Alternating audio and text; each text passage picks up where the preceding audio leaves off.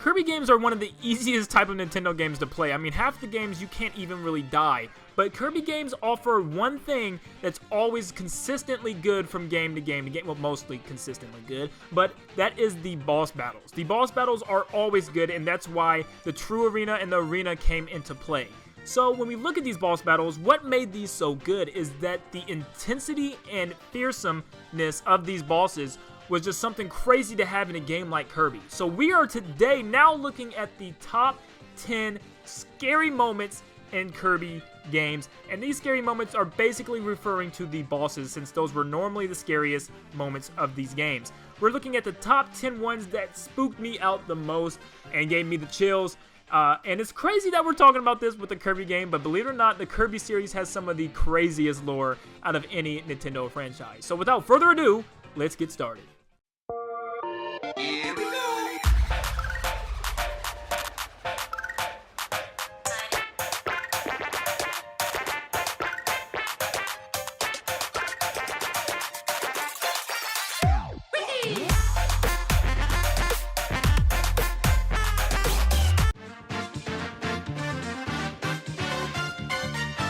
Coming in at number 10, we have Planet Robobot's Star Dream. And Star Dream isn't the scariest by any means, but he is definitely one of the best bosses in Kirby lore. I think he's really interesting because he serves as some type of mega computer built by the Haltman Co. And he kind of works as kind of like the big knowledge, the big mother brain.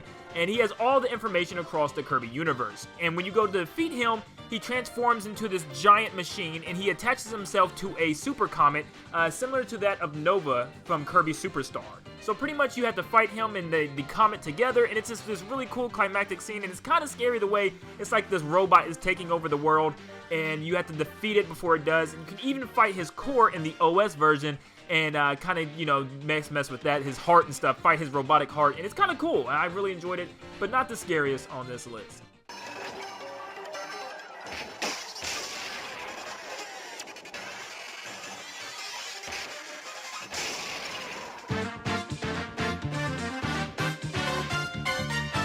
Kirby's Dream Land 3 is one of the first times we get to see Dark Matter, and probably the first time we see Zero, his secondary form.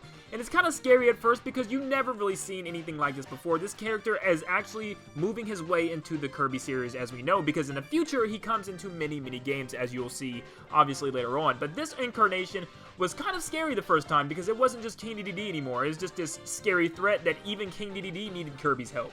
And it was just cool to see this in the earlier games, and this is kind of where this creepy thing started off, obviously excluding Nightmare right now. So Dark Matter really took the cape for that creepy factor.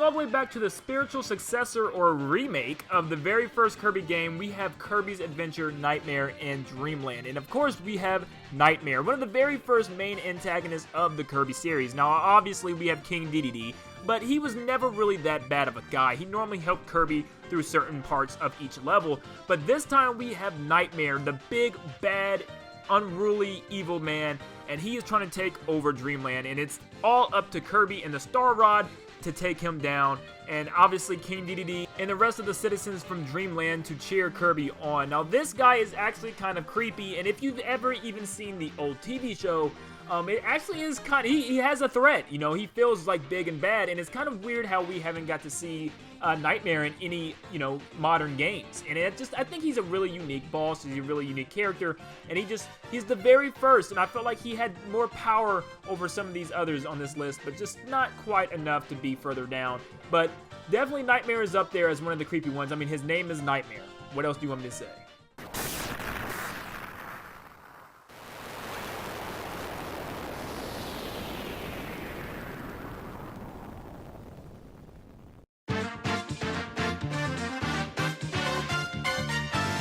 Coming in at number 7, we have Drossia from Kirby's Canvas Curse. Now this one is kind of cool because we find out later on that she has a sister, spoiler alerts, and Kirby's Rainbow Curse named Paintra. But we're not going there because Paintra was nowhere near as scary as her prematured sister. So, Drossia is a freak of nature. This thing is insane. She turns Kirby into this ball form and tries to turn everything into this colorless, just crazy blob of bleh.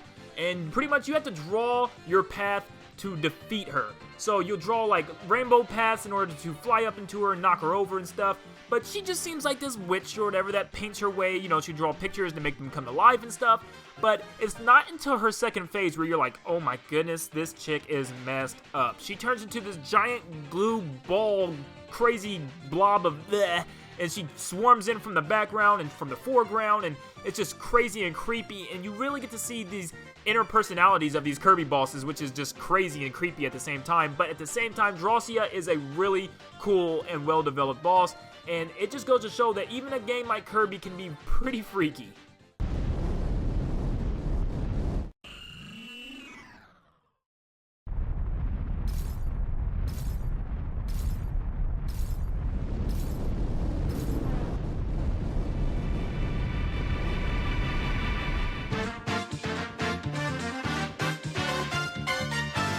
One day, while Kirby's obviously, like always, minding his own business, the evil leader of the Evil Skull game, Crow Deus, uses his staff to split Kirby into 10 copies, and then try to take over Dreamland, of course, like them all. But Necrodius is also one of those head and hands type of bosses that we see lots from Nintendo's franchises, and you have to get your massive Kirbys to take him down. And he's a creepy guy. He's a mixture of a horned skull with a clown appearance, and he just is creepy to even look at. You have to fight his hands and then his head, and he's floating in space shooting lasers at you and his little skull minions, and it's just a creepy battle overall. And he's a pretty massive figure to behold. He's kind of dark and kind of creepy looking compared to some of the other Kirby bosses, but he made my list just because of his appearance alone, not too much about what he could do because his attacks were kind of weak.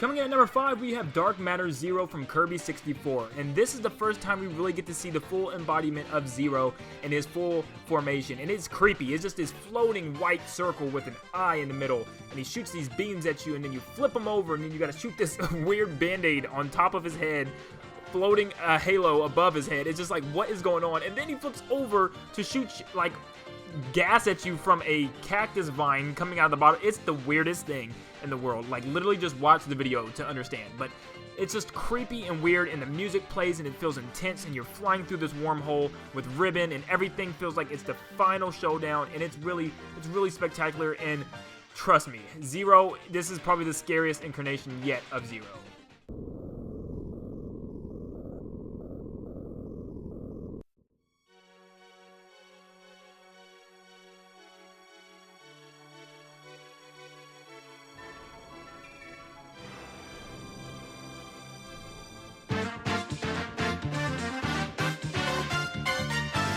Dark Mind is the ruler of the Mirror Dimension, and Meta Knight seeks out to defeat him but gets trapped inside the dimension by Dark Meta Knight, of course the dark character in the game.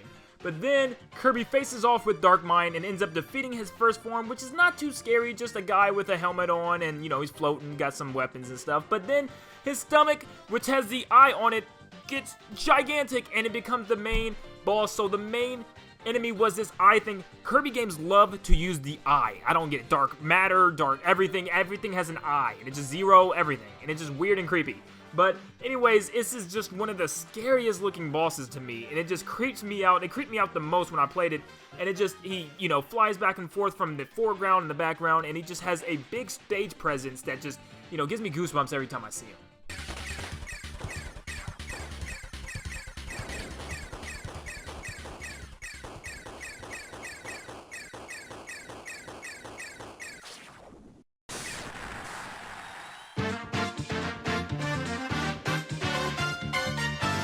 So Marx from Kirby Superstar is probably one of the most iconic villains in Kirby lore to date, and the fact of what he does to Kirby with his trickery is just amazing.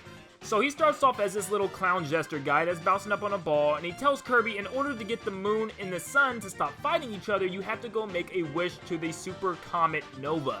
And as Kirby does so, here comes Marx flying in at the last second to steal the wish from Kirby and becomes this crazy, ugly alien monster creature and tries to defeat Kirby and take over Dreamland for himself. He sets Kirby up completely from the beginning, but still is not the big mastermind behind everything quite yet, because there's someone that does it even better than Marx. But Marx's soul comes out to be one of the creepiest things in Kirby lore, and the fact that he even returns in Kirby Star Allies shows that Marx is nobody to be playing with.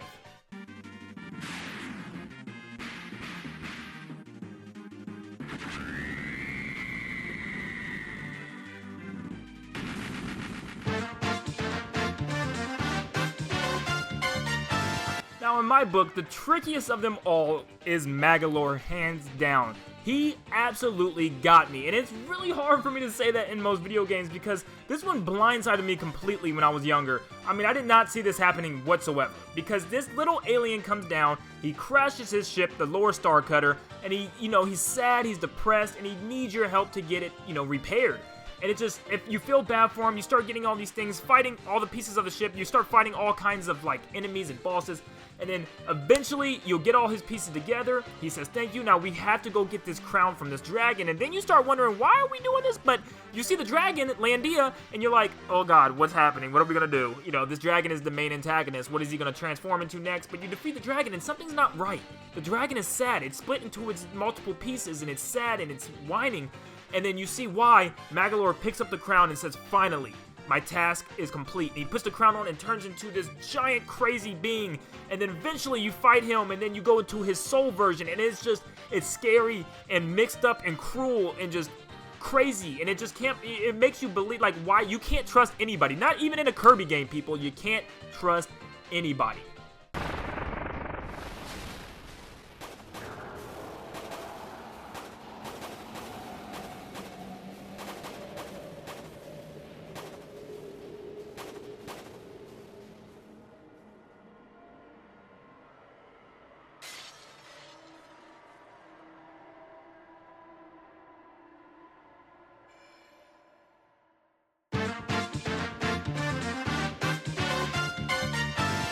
Kirby Star Allies is by no point my favorite Kirby game, and probably not even close. It just didn't click with me as a Kirby game, and it's hard for me to really explain that. Return to Dreamland was one of my all-time favorites, especially since it was a modern one, and it just really flowed well with me. But as far as Star Allies, it didn't really do much. But I can say one thing for Star Allies, and that is for certain, is the way they handled the story and towards the end of the game, it was jam-packed of complete awesomeness. I love how they did the ending.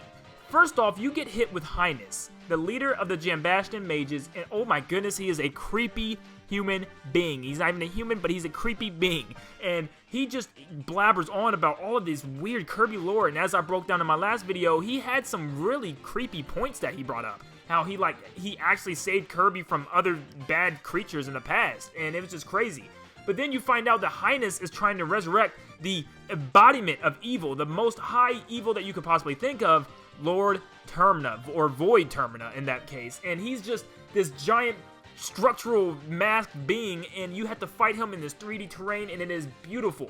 But then you knock him down, his mask falls off, and you fly inside of his creepy body to find the inner core that looks like Kirby. Tell me this isn't one of the creepiest bosses in Kirby history, and it is my #1 creepiest Kirby boss, and it is just creepy the way he moves. It's one of my creepiest, it's definitely probably the creepiest Kirby moment, and just the way that they handled this boss and this character and all the characters around him, it's just creepy, and the lore behind it, I really want to learn more about Void Termina, and I think Nintendo handled it perfectly.